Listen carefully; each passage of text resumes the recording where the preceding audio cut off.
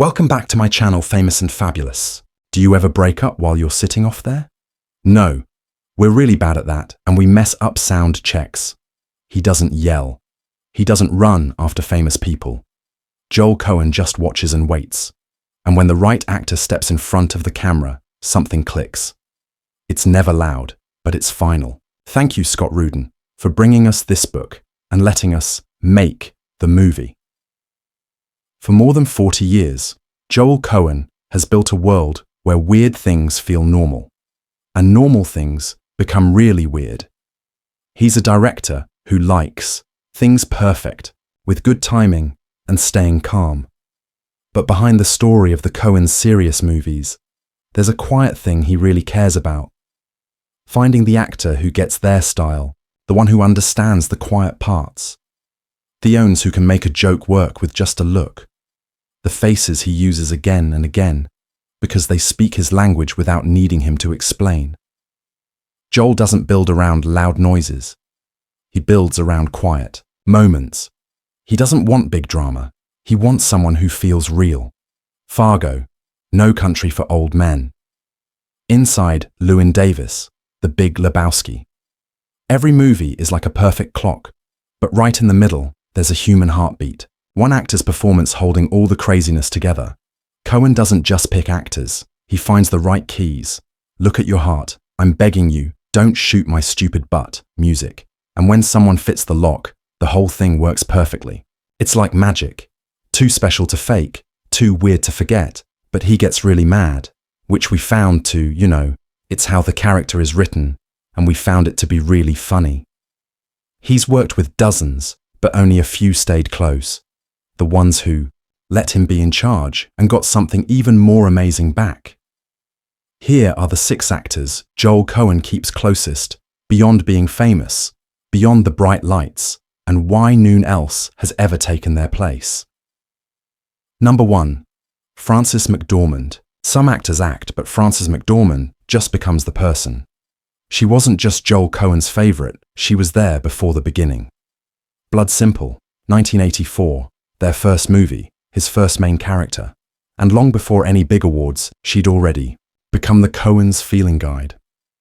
McDormand once said, "There's a quick way we talk to each other. We don't need to explain anything. That isn't about love.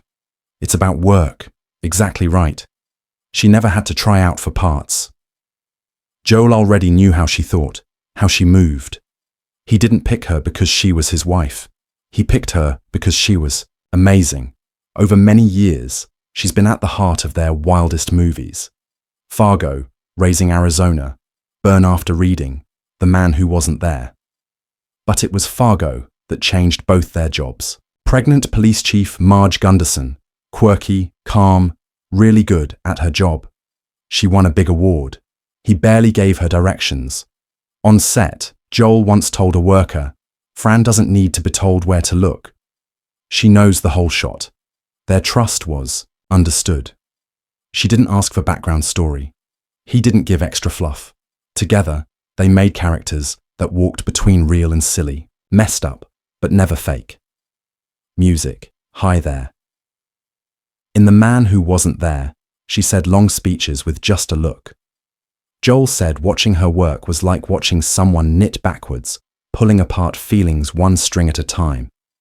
McDormand once joked, "Joel doesn't tell me what to do. He just moves furniture out of my way. There's no big egos between them. No fighting, just rhythm like music. Tight, surprising, always working together." Joel gave her complicated, morally messy women. She gave him stillness that could hold chaos. No screaming, no big drama, just a look. That tells a whole story. Some actistry to take over the camera. Frances just takes it all in. She's not just one of his favorites. She's the one who taught him what favorite means. And he's never looked anywhere else since. Number 2, John Turturro. Joel Coen doesn't explain how to act, but with John Turturro, he doesn't need to. From Miller's Crossing to Barton Fink, The Big Lebowski, and Oh Brother, Where Art Thou? Turturro has been one of the Coens' most surprising tools. Nervous, full of himself, broken, smart, sometimes all at once. Turturro once said, With Joel, the parts are never what they look like. You just have to jump off the cliff. He never tried out in the usual way. When the Coens sassed him to be in Miller's Crossing, they already knew. He wasn't playing a bad guy. He was playing someone really desperate in a long coat. His look in Your Heart scene was so real, Joel reportedly. Didn't say a word after the first try. Look at your heart. I'm begging you. By Barton Fink, Joel wasn't telling him what to do. He was watching. Turturro had built the character in his bones. Worried, doing nothing, drowning in noise. He won Best Actor at a big film festival. Joel never took credit. Joel once said, John plays men falling apart, but he does it like they don't, even though they're breaking down. Their friendship was never loud. No show business praise, no press tour friendship, just script, acting, quiet. Turturro understood the Coens' style game. The weird played normal, comedy hidden in sadness. He doesn't overact. Hellions in. In The Big Lebowski, he only showed up for 5 minutes. But Jesus Quintana became a cult hero, a tiny part turned into legend with rhythm, scariness, and twisted charm. It wasn't how long he was on screen. It was how much he grabbed your attention. Years later, Turturro thought back. They write like musicians. You have to hear the beat or it breaks the whole scene. He's never been the Coen star, but he's something more exact. An actor who disappears into the gears of their movies and keeps them running. Some actors light up the screen. Turturro haunts it. And Joel keeps calling him back because no one else plays those shadows like Heckan. Number 3, Josh Brolin. Some actors chase a big break. Josh Brolin walked right through it and never looked back. But when the Coens picked him for No Country for Old Men, it wasn't a sure thing. He wasn't the movie company's first choice. He wasn't even on the short list. But Brolin had something they couldn't ignore. Stillness, strength, and a kind of control that didn't need to prove itself. Brolin once said, "The Coens didn't tell me what to do. They trusted me to not do anything.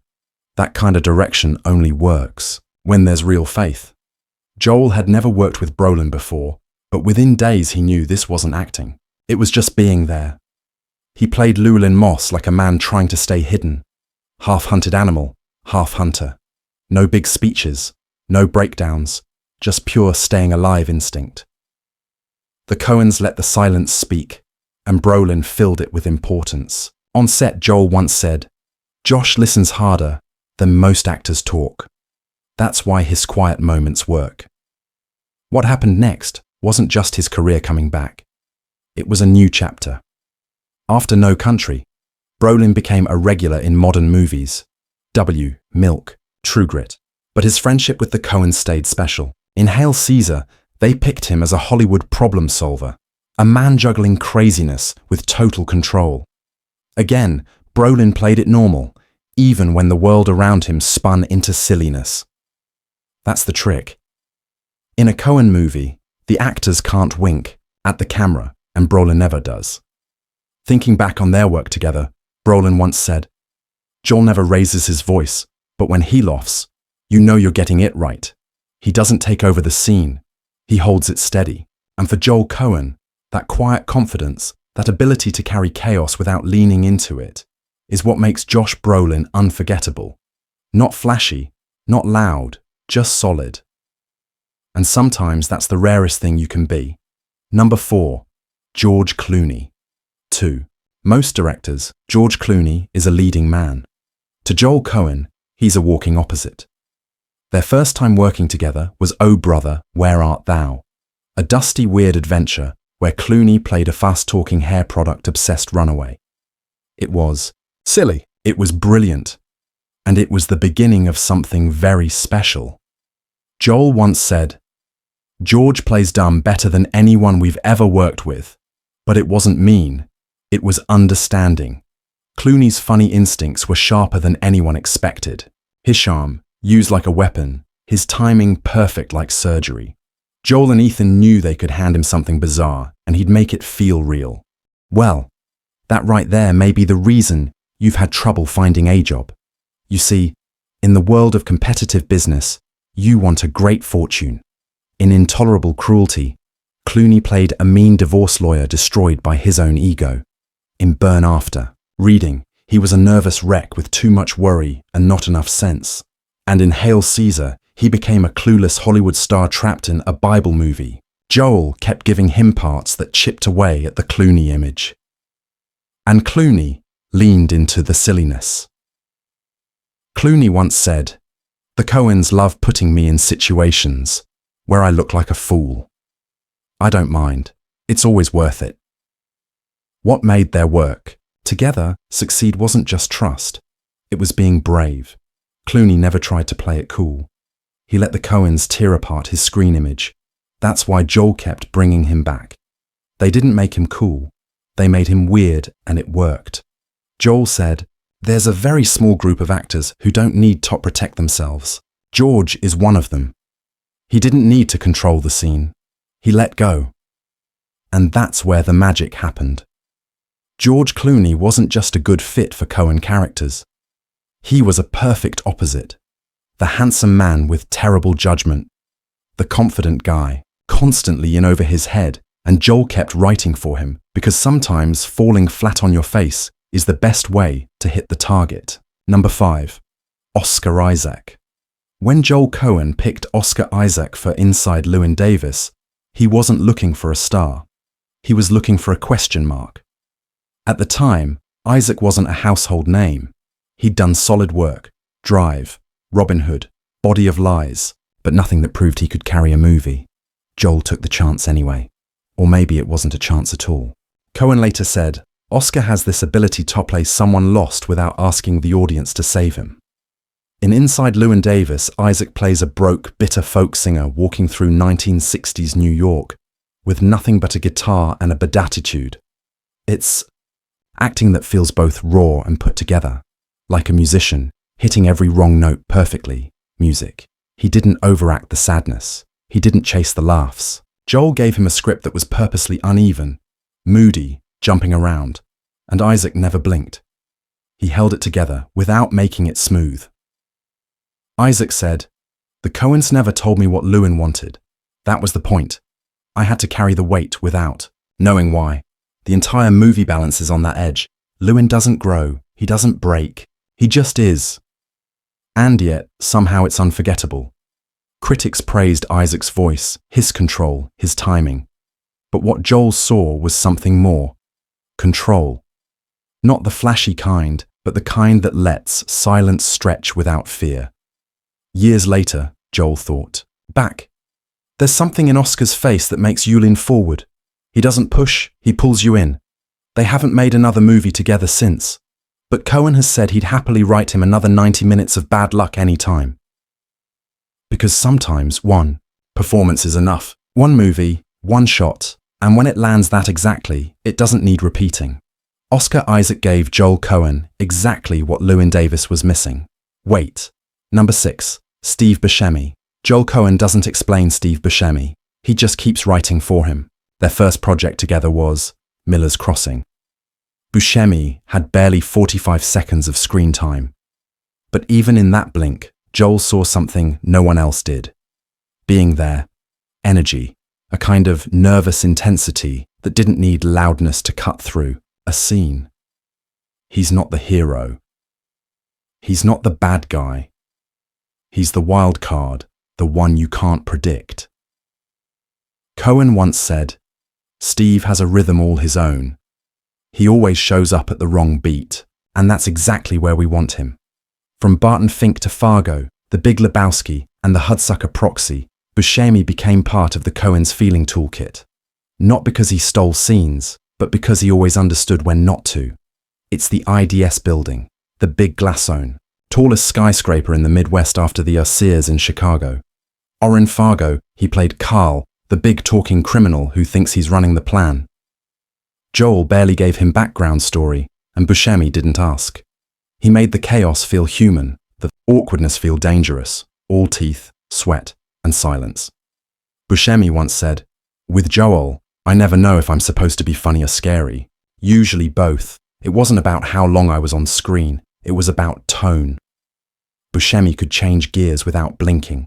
Comedy, fear, silliness, sometimes all in the same scene. He was never the center of the Coen universe, but he was the magnetic pull around it.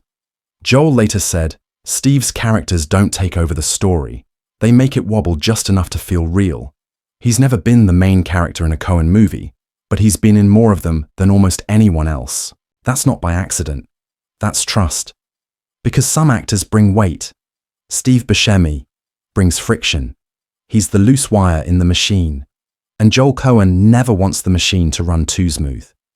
One look, one twitch, one perfect mistake. That's why he keeps calling Buscemi back, because no one else messes up the system like he can. Joel Coen never chased the spotlight. He just stared into it long enough to see who didn't look away. And those are the actors he kept quietly, consistently, without saying much at all. Some performers win awards, but these 6, they earned something harder. Trust, not with loud moments, but with timing, patience, stillness under pressure. And if you couldn't hold that silence with him, you didn't just lose the part. You lost the chance to come back. So, who else do you think almost made Joel's personal list, or should have? Drop your pick in the comments. And if you want more deep cuts from behind the camera, hit that bell and stay in the loop for more Only breakdowns. Because in Joel Coen's world, it was never about who had the biggest presence on screen. It was about who left something behind after the scene was over.